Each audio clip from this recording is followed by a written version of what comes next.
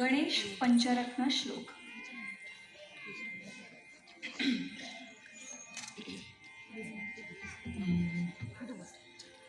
मुदाकरात् मोदकं सदा विमुक्ति साधकं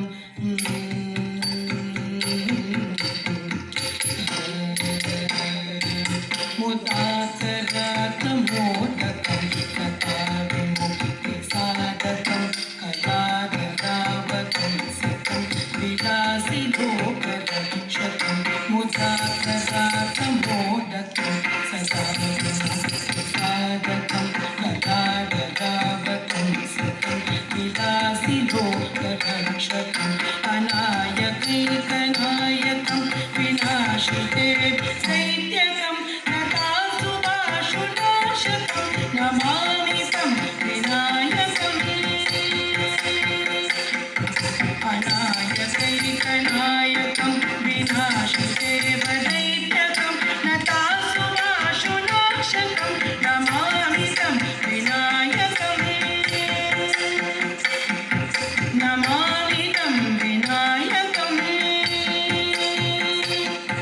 नमामि तं विनायकम्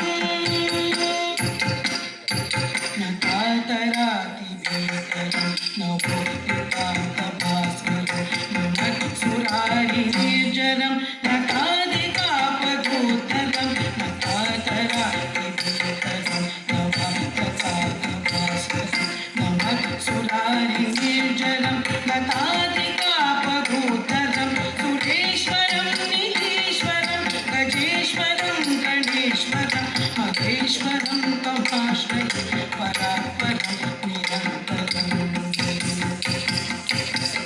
परात्परं निरन्तरं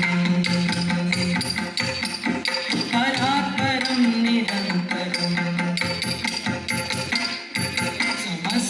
समस्तलोकशङ्करं निरस्तदैत्यकुञ्जरं धरेतरोदरं वरं वरे भवक्रमाक्षरं समस्तलोकशङ्करं निरस्तदैत्यकुञ्जरं धरेतरोदरं वरं वरे भवक्रमाक्षरं कृपाकरं क्षमाकरं मुदाकरं यशाकरं मनाकरं नमस्कृतं नमस्करोमि भास्वरम् नमः